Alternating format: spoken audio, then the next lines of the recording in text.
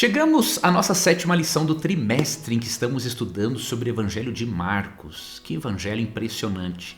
Ele apresenta de uma forma resumida, ao mesmo tempo profunda, aspectos muito importantes da vida de Cristo e do ministério dele. Nós vamos estudar nessa semana, mais especificamente, Marcos capítulo 8. Vamos estudar parte do capítulo 8 e o capítulo 9. Nós vamos ver aqui nesse estudo que nesses capítulos de Marcos, Jesus ele está trabalhando e ensinando para aumentar a percepção espiritual dos discípulos.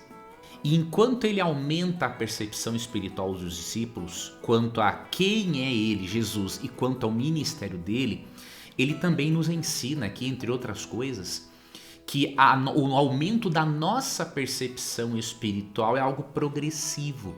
É algo que precisa ser trabalhado continuamente. E as histórias e milagres que nós vamos analisar demonstrarão exatamente isto. Você vai aprender o quão importante é permitir que o Espírito Santo desenvolva em você, aumente em você a sua percepção da realidade espiritual. Eu peço que você assista esse vídeo até o final, tanto para você entender a argumentação bíblica, quanto para você receber 2 presentes que eu prometo para você no final desse vídeo. Vamos começar o nosso estudo analisando aqui a cura de um cego em Betsaida. Aqui em Lucas 8, Marcos, na verdade 8, 22 a 26, o que nos chama a atenção é que este é o único milagre em que Cristo realiza em 2 etapas, o único milagre registrado. E Marcos, ele é o único que registra o milagre sendo realizado desta forma. Você percebe aqui que quando Cristo chegou a Betsaida, lhe trouxeram um cego, rogando-lhe que o tocasse.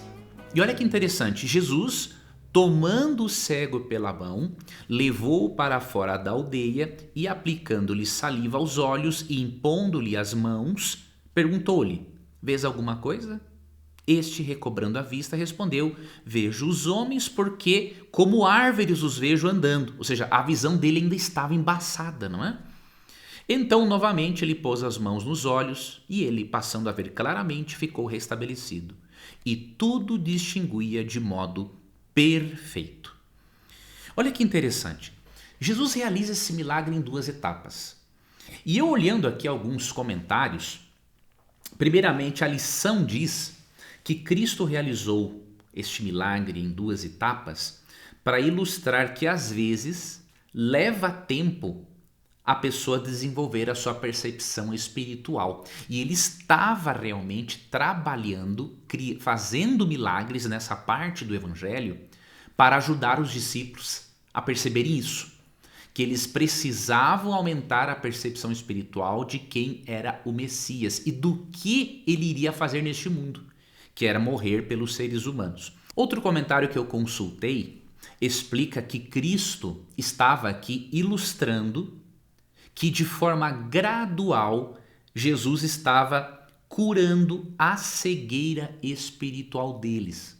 Você vê realmente no versículo 21 do capítulo 8 que Cristo está reclamando com eles o seguinte: "Não compreendeis ainda?" Então eles não estavam compreendendo aspectos do ministério de Cristo e nem mesmo que o Messias deveria morrer pelos pecadores. Eles tinham uma visão distorcida acerca do Messias. Então Cristo realiza este milagre em 2 etapas para gradualmente mostrar e também curar a cegueira espiritual dos seus seguidores. Jesus, ele não veio como um Messias revolucionário, rebelde ou subversivo, que desrespeita as leis de Deus e as leis do Estado. Não. Ele veio como Messias divino, não para libertar simplesmente o ser humano de um jugo político, mas para libertá-lo do poder das trevas e da morte eterna. Então Cristo faz esse milagre em 2 etapas para aos poucos mostrar tanto a importância de desenvolvermos uma percepção maior da vida, da espiritualidade, do mundo espiritual, mas também Cristo estava gradualmente curando, diríamos assim, os discípulos da cegueira espiritual deles, enquanto ele cura este homem de uma cegueira física propriamente dita. Depois, aqui no Evangelho de Marcos, nós vamos para os versos 31 a 38, e aqui aprendemos alguns aspectos muito importantes sobre o discipulado. Nós aprendemos que o discipulado, o seguir a Cristo, o se tornar discípulo de Cristo, ele tem custo, mas também tem benefícios. Essa é a realidade da vida. Você e eu fazemos parte de um mundo, de uma realidade pecaminosa. Então temos, até mesmo com as coisas boas, temos os bônus, mas também temos ônus. Ônus e bônus, há em tudo na vida. E quando seguimos a Cristo, você e eu nos posicionamos contra um poder antagônico a Cristo, que é Satanás e os anjos caídos. Então, obviamente, que há um custo para se tornar um discípulo de Cristo. E você tem que estar disposto, disposta a arcar com este custo. E Cristo mostra exatamente isso.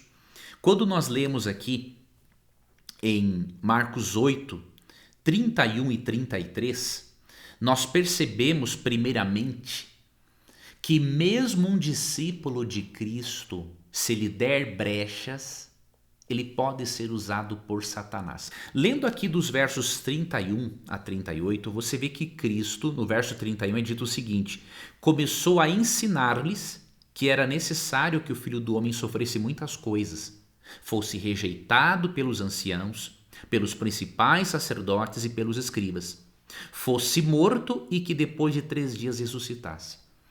Isso aqui foi muito importante Cristo ter dito, porque eles não tinham esta compreensão correta do Messias, de que ele morreria como um substituto pelos pecados da humanidade.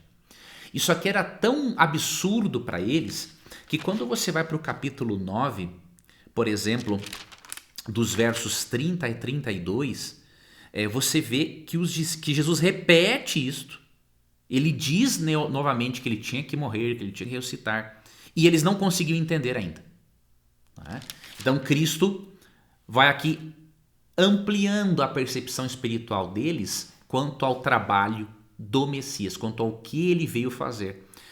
Só que o que acontece? Pedro, diz o verso 32, reprovou Jesus por ter dito isso. E disse para Jesus que jamais iria acontecer aquilo com ele.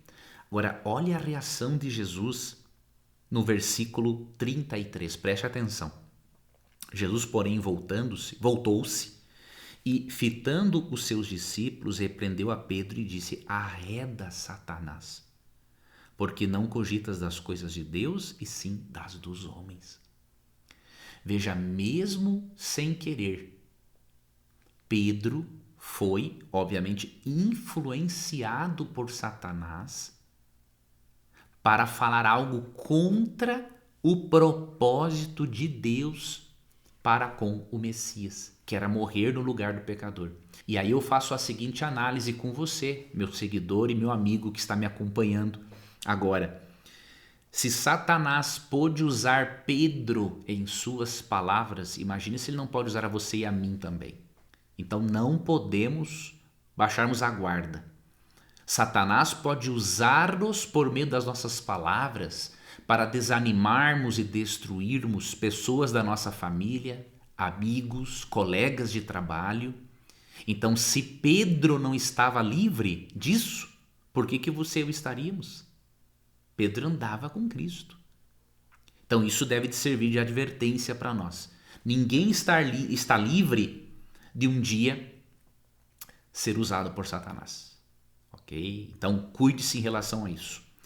Após isso, aí nós vemos aqui dos versos 34 ao 38 o custo do discipulado. Aqui Jesus diz, por exemplo, no verso 34, o seguinte: se alguém quer vir após mim, a si mesmo se negue, tome a sua cruz e siga-me. Ou seja, primeiramente, nós temos que estar dispostos a negarmos a nós mesmos para seguirmos a Cristo. Isso significa deixarmos de lado certas vontades, certas ideias, certas preferências ideológicas, certas doutrinas, certas amizades, ou seja, negar-se a si mesmo é sinônimo de seguir a Cristo. Ok? Ao mesmo tempo, Jesus diz que nós precisamos tomarmos a nossa cruz e segui-lo. O que isso significa? Nos dias de Cristo, né, o Império Romano, quando condenava alguém à crucifixão, ele obrigava o prisioneiro a carregar a própria cruz para o local de execução, e foi o que aconteceu com Cristo. O que isso significa? Que o indivíduo tinha que estar totalmente submisso à ordem do Império Romano. Da mesma forma, Jesus está dizendo que ao levarmos a nossa cruz, devemos submissão total para com Cristo. Então é isso que ele quer ensinar, ou seja, há um custo, o discipulado. E esse custo pode ser até mesmo a vida, como aconteceu com muitos mártires ao longo da história. Se você ler, por exemplo, o livro dos Mártires, de John Foxe, você vai ver a quantidade absurda de pessoas que morreram no período medieval por negarem-se a aceitar certas doutrinas papais daquela época. E aí, aqui no verso 35, Jesus diz assim: quem quiser, pois, salvar a sua vida, perdê-la. E quem perder a vida por causa de mim e do evangelho, salvá-la. Olha que paradoxo importante em relação ao discipulado. Perder a vida neste mundo de pecado é a única forma de encontrá-la, de encontrar a vida eterna com Cristo no futuro. Ao mesmo tempo, ganhar o mundo inteiro e perder a vida eterna é um absurdo. Aqui no versículo 37, Cristo fala, 36, que aproveita o homem ganhar o mundo inteiro e perder a sua alma, ou seja, perder a sua vida eterna. Olha que interessante, há um custo. Eu tenho que submeter-me totalmente a Cristo, tomando a minha cruz e seguindo, tenho que negar-me, mas em contrapartida, se eu aceito a provisão de Deus para o meu pecado, que me torna culpável diante dele, a provisão que é Jesus, o sacrifício substitutivo dele, né, eu vou ter a vida eterna. Porque Jesus é o único caminho que nos possibilita esta condição de vida eterna. Tá? Então você percebe que o discipulado há um custo, mas também há uma grande bênção, há um bônus, né? Grande bônus que é a vida eterna. Seguindo aqui no nosso estudo, agora vamos para o capítulo 9 do Evangelho de Marcos. Aqui no capítulo 9, dos versos 1 ao 13, nós podemos estudarmos sobre a transfiguração de Cristo. Isso aqui nos ensina também, esse episódio nos ensina lições muito importantes para a nossa jornada cristã neste mundo. E ao mesmo tempo, esse episódio vai ajudar você e a mim a explicarmos um texto bem difícil que está ali em Marcos 9, verso 1, e também num texto paralelo que está em Lucas. Deixa eu ver, é Lucas? Não, é Mateus. Mateus 16, 28. É no contexto da transfiguração que Cristo diz o seguinte, em verdade eu vos digo que alguns há dos que aqui se encontram que de maneira nenhuma passarão pela morte até que vejam vir o Filho do Homem no seu reino. Isso aqui é Mateus 16, 28, tá? E é paralelo aqui a Marcos 9, 1.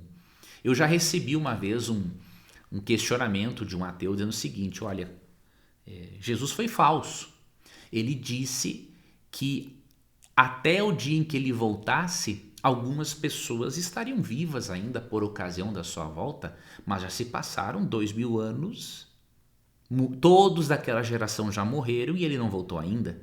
Então ele quis argumentar comigo de que a Bíblia, e que Jesus, na verdade, ensinou uma mentira.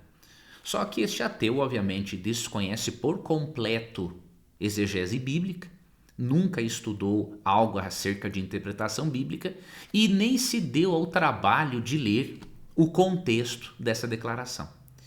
E ao estudarmos sobre a transfiguração de Jesus, você vai entender a que esse texto se refere. Então, quando ele fala que alguns veriam o reino de Deus naqueles dias, o verso 2 aqui de Marcos está ligando, tá, ao que foi dito anteriormente. 6 dias depois, ou seja, 6 dias depois dele ter dito que alguns não passariam pela morte até verem chegado com poder o reino de Deus, essa mesma sequência está em Mateus esses 28, tá? Em Mateus esses 28 está o texto difícil e no capítulo 17:1, 6 dias depois. Então, 6 dias depois, tomou Jesus consigo a Pedro, Tiago e João e levou-os a sós à parte a um alto monte. Foi transfigurado diante deles. As suas vestes tornaram-se resplandecentes e sobremodo brancas, como nenhum lavandeiro na terra as poderia alvejar. Apareceu-lhes Elias com Moisés e estavam falando com Jesus. Olha que interessante.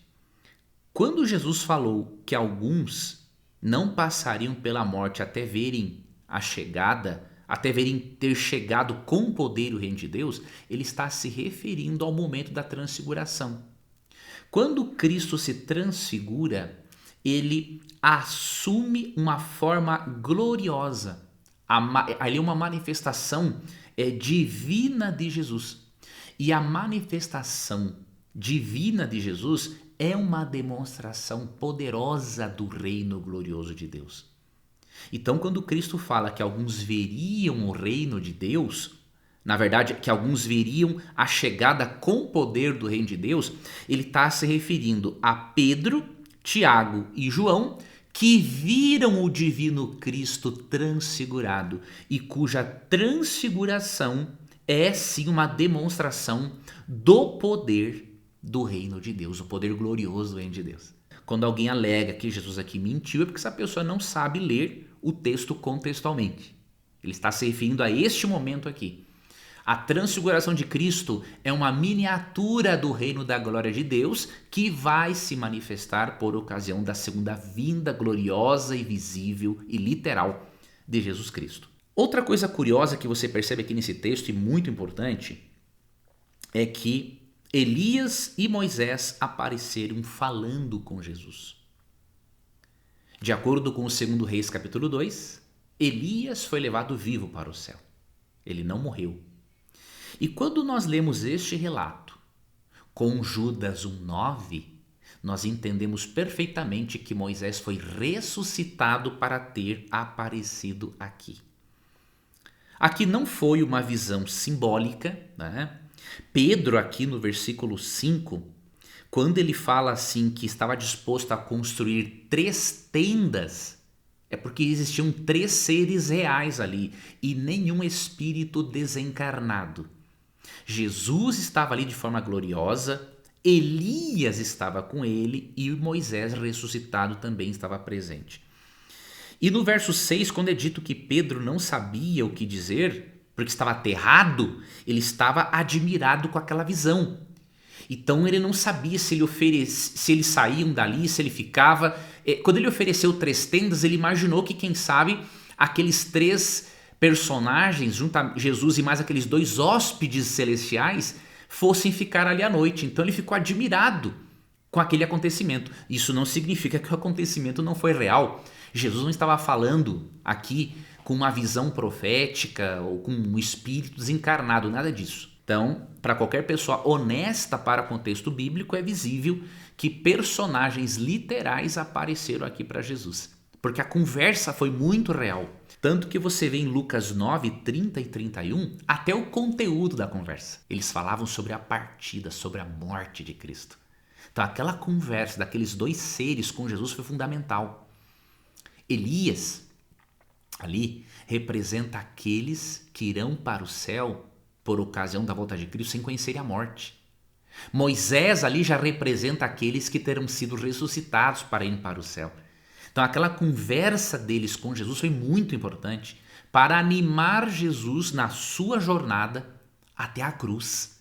Ali Jesus se fortaleceria ainda mais para ver que, graças à sua morte na cruz, todas as pessoas que crescem nele poderiam estar no céu, tanto aquelas que estarão vivas por ocasião da volta dele, quanto aquelas que serão ressuscitadas. Então nós percebemos claramente isso. Sabe por que alguns negam que Moisés estava aqui ressuscitado? Porque isso é um golpe mortal na doutrina da imortalidade da alma. Não existem almas desencarnadas no céu. As pessoas que a Bíblia menciona por nome no céu: Enoque, Gênesis 5:24, Elias, 2 Reis capítulo 2, e Moisés ressuscitado, como concluímos lendo Judas 1:9, estão lá com o corpo e não só com a alma. Aí que está o detalhe. E para um imortalista isso é fatal, porque se não existem almas desencarnadas ou almas penadas no céu, é óbvio, a redenção é do corpo, é de todo o ser.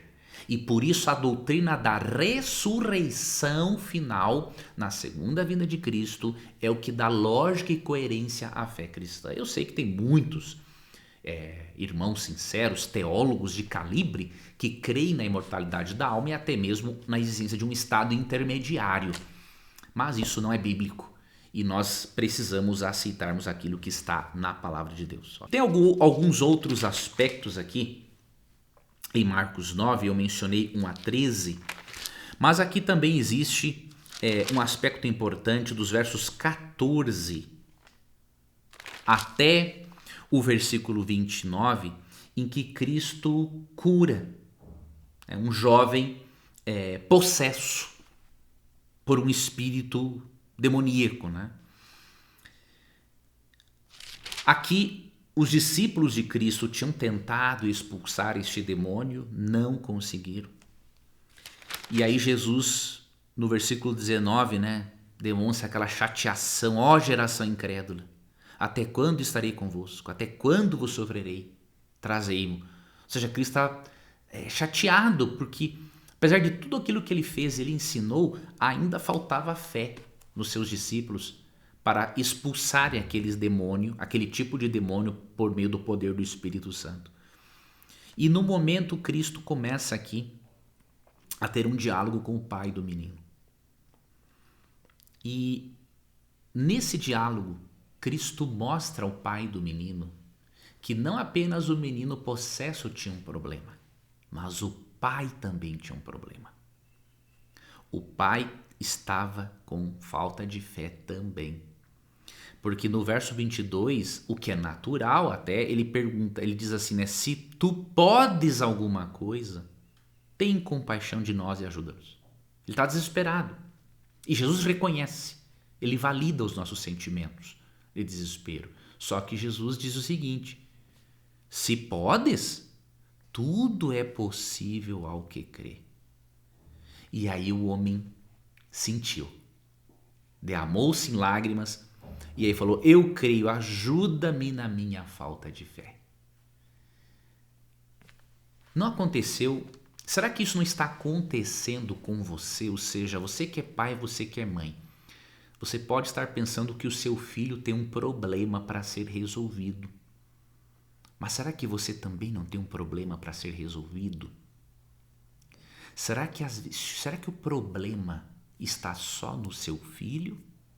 Ou ele está em você também?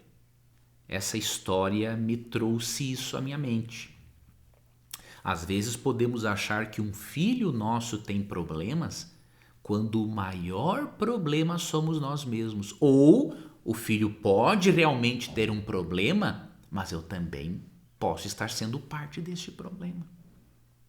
Então faça essa reflexão. Você que é pai, você que é mãe. E aqui, finalizando, Jesus expulsa aquele demônio. Aí os seus seguidores ali nos versos 28 e 29 perguntam, mas por que nós não conseguimos expulsar esse demônio? E aí no verso 29 Cristo responde o seguinte: esta casta de demônios não pode sair senão por meio de oração e jejum. O que isso significa? Nem todos os milagres são iguais, porque Alguns milagres, dependendo do grau, do número de demônios e do poder do demônio ali envolvido, certos milagres vão necessitar de uma unção maior, de um poder maior do Espírito Santo. E para adquirir isso, a pessoa tem que ter uma comunhão mais profunda com ele por meio da oração e do jejum. Então nem todos os milagres são iguais e nem tudo se resolve do mesmo jeito. Na outra parte do nosso estudo, que diz respeito a Marcos 9, 30 a 41, Cristo dá um ensinamento precioso do que significa liderança, o que significa ser o maior no reino dos céus. Que interessante, os discípulos iam discutindo sobre quem deles era o maior. E aí Jesus Cristo começa a ensinar, por exemplo, no verso 35, o seguinte: se alguém quer ser o primeiro, será o último e servo de todos. Ou seja, para Cristo, o maior no reino dos céus é aquele que serve. No conceito secular de liderança, e isso tem mudado até mesmo entre os seculares, mas no tradicional, o líder é servido. No conceito bíblico, o líder é aquele que serve. Olha que interessante. E aqui Jesus dá uma lição de liderança, de relacionamento. E aí o que Cristo faz? Para ensinar a importância da humildade na liderança, Cristo traz uma criança para perto dele. Naquela época, as crianças não eram tratadas com a dignidade que deveriam na cultura, nem as mulheres, né? E Deus, ao longo de toda a história, sempre demonstrou o valor das crianças e das mulheres. Então Deus queria transformar aquela cultura, ok? E aí Cristo pega uma criança, coloca no meio deles, toma essa criança nos braços e diz o seguinte: qualquer que recebe uma criança tal como esta em meu nome, a mim me recebe. E qualquer que a mim me receber, não recebe a mim, mas ao que me enviou, ou seja, a Deus.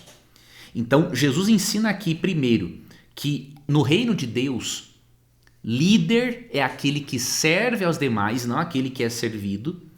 E Cristo nos mostra aqui que se nós queremos fazer parte do reino dele, precisamos ser como crianças. E ele também ensinou uma outra coisa: quando recebemos uma criança, estamos recebendo o próprio Deus. Por isso, aquele que maltrata crianças, aquele que abusa sexualmente de crianças, esse indivíduo vai pagar um preço altíssimo nesta vida, mas especialmente na vida por vir. Cristo chega a falar aqui no verso 42 do capítulo 9, que qualquer um que fizer tropeçar a uma pessoa pequenina, seja criança ou adulta, seria melhor que essa pessoa amarrasse ao pescoço uma grande pedra de moinho, né? Que era uma pedra, uma ferramenta, né, usada para moer grãos. Seria muito melhor amarrar essa pedra no pescoço e ser lançado no fundo do mar. Seria menos pior, diríamos assim, do que o castigo que esse abusador, que essa pessoa perversa vai sofrer no juízo final.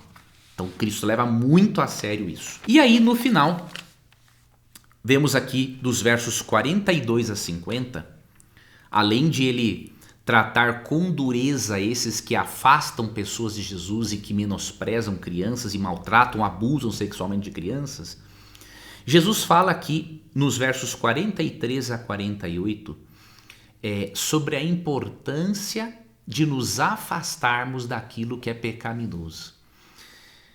E aqui você percebe algumas coisas importantes. Uma delas é a tentativa de muitos cristãos sinceros comprovarem a doutrina do tormento eterno nesses versos. Por quê? No verso 43, Cristo diz assim: e se tua mão te faz tropeçar, corta, pois é melhor entrares maneta na vida do que, tendo as duas mãos, ires para o inferno, para o fogo inextinguível.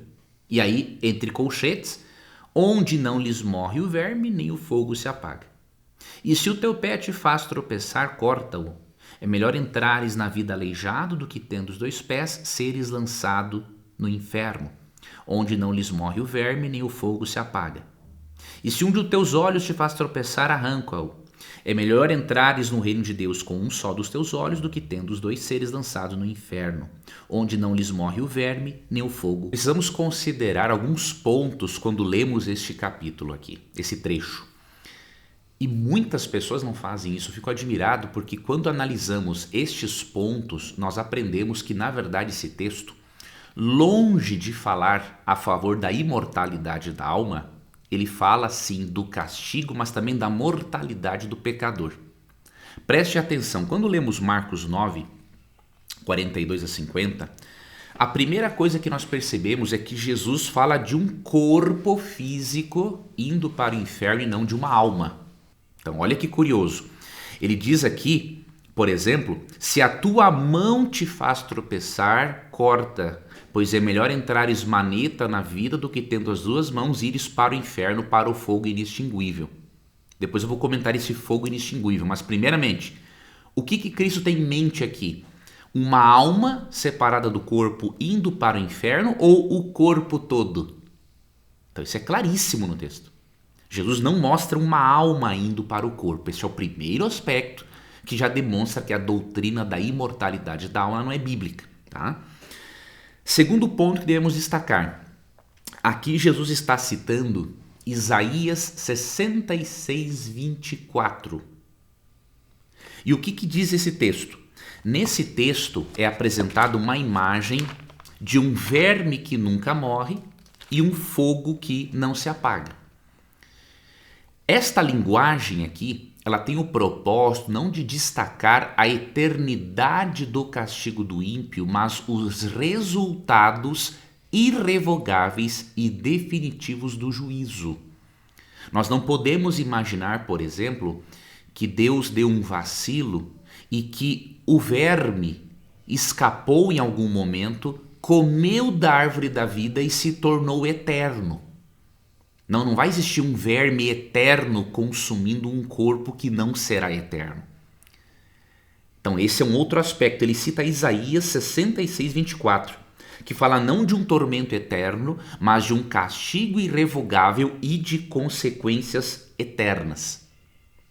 Terceiro aspecto, Cristo, citando Isaías 66, 24, ele tem em mente o Vale de Inom. Ele usa o termo grego aqui, Geena, traduzido por inferno. É uma referência aqui ao Vale de Inom. O que era este vale? Era um depósito de lixo que existia do lado de fora de Jerusalém e constantemente este depósito estava, diríamos, queimando, porque sempre tinha alguma coisa para queimar. Agora atente, enquanto Jesus menciona um corpo no inferno, em Marcos 9, 43 em diante, Isaías 66, 24, de onde ele tirou esta linguagem do verme que nunca morre e o fogo que não se apagava, ele tem em mente aqui os cadáveres queimando e sendo consumidos, passando pelo processo de decomposição no Vale de Inom. Então você vê, o contexto bíblico, Antigo e Novo Testamento, mostram corpos no inferno. E este Vale de Inom, este Geena apresentado aqui no Novo Testamento, ele se tornou um símbolo, obviamente, do castigo, do fogo final e do castigo que os ímpios vão receber.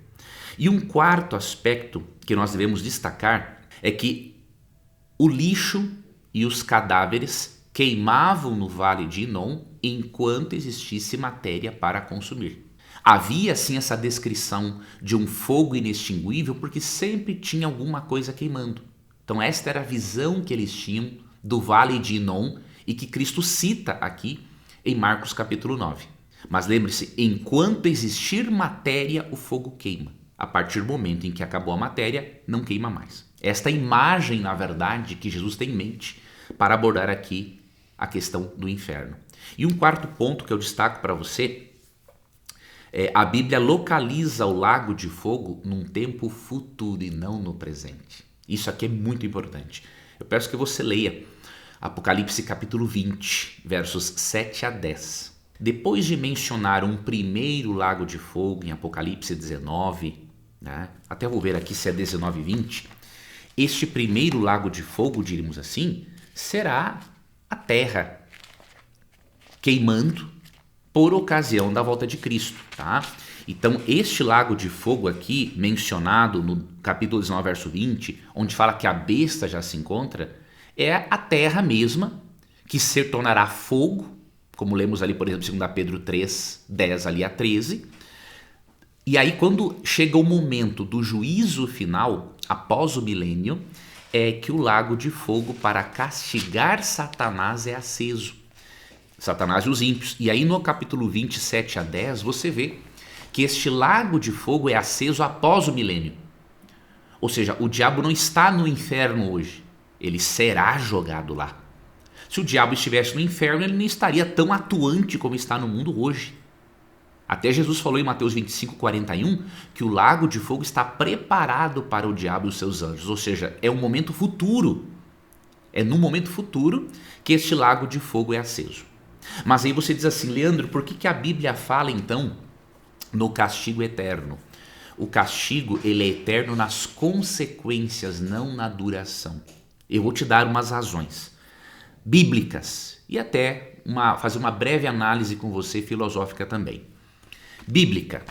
Vamos aqui lermos 2 textos e aí vamos finalizar a nossa lição. Mas esse assunto é um assunto complexo, vale a pena nos determos um pouquinho mais.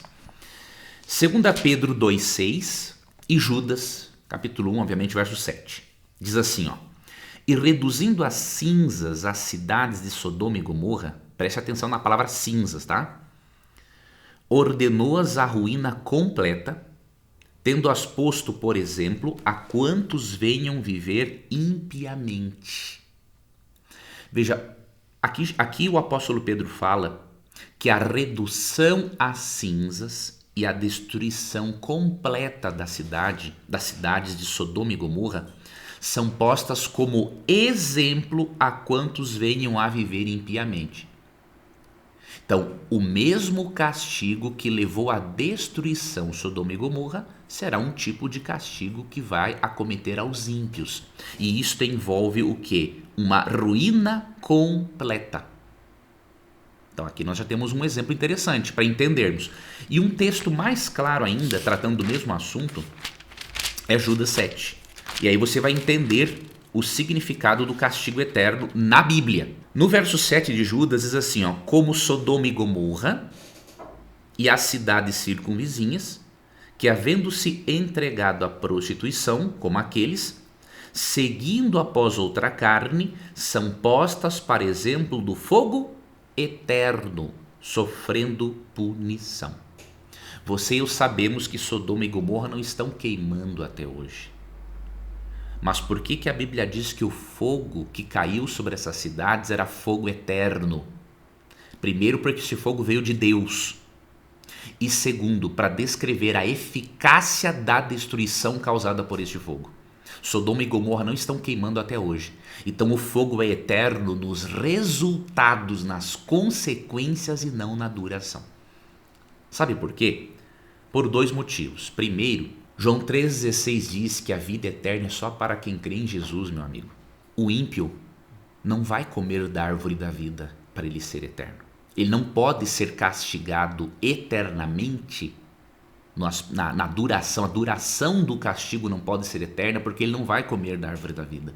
De acordo com Apocalipse 22:2, a árvore da vida é só para os justos.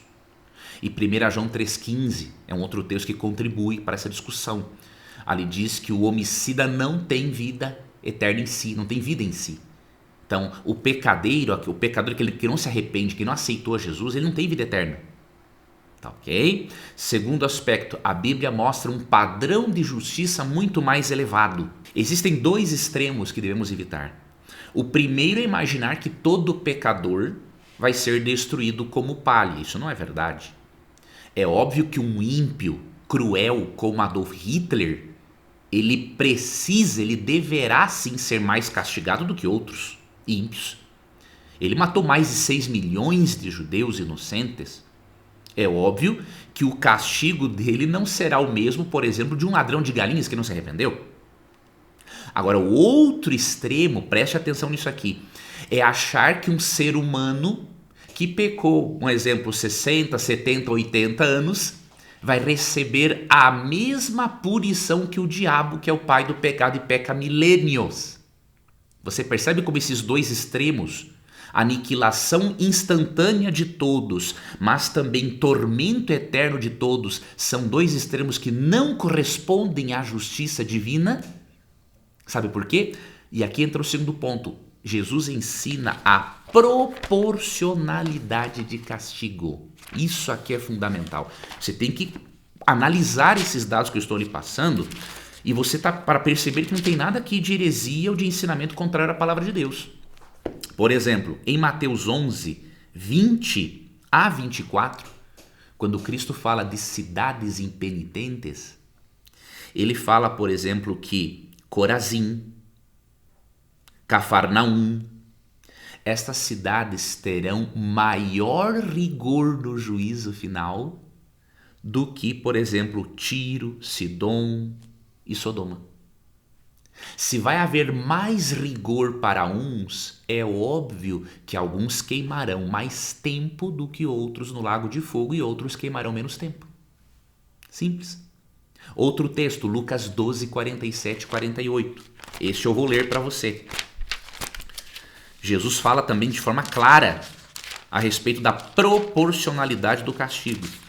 E em Lucas 12, 47 e 48, ele diz assim: aquele servo, porém, que conheceu a vontade de seu senhor e não se aprontou nem fez segundo a sua vontade, será punido com muitos açoites. Aquele, porém, que não soube a vontade do seu senhor e fez coisas dignas de reprovação, levará poucos açoites. Mas aquele a quem muito foi dado, muito lhe será exigido. E aquele a quem muito se confia, muito mais lhe pedirão. Então, esta é a doutrina bíblica. Proporcionalidade de castigo. Certos ímpios serão mais punidos, sim, do que outros. Satanás será o que receberá maior punição, porque ele é o autor do pecado, ele conduziu outros ao pecado. Ok? Mas vai chegar um momento em que, para Deus acabar com o pecado, desde sua raiz, todo pecador não arrependido vai deixar de existir. É por isso que Malaquias 4, 1 a 3 diz, por exemplo, que os ímpios se farão em cinzas, e Salmo 37, 20, por exemplo, fala que eles se desfarão em fumaça.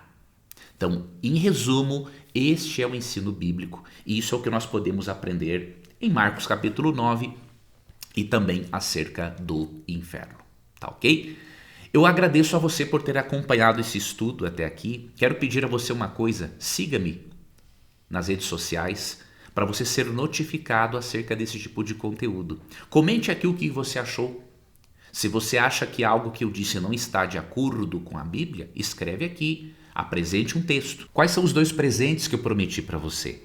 2 seminários gratuitos, um sobre imortalidade da alma e outro sobre tormento eterno. Seguramente mais de 20 vídeos, mais de 20 aulas para você estudar sobre a doutrina da imortalidade da alma à luz da Bíblia, de uma perspectiva bíblica, teológica, nada de perspectiva sectária, mas uma perspectiva bíblica, e sobre a doutrina do tormento eterno.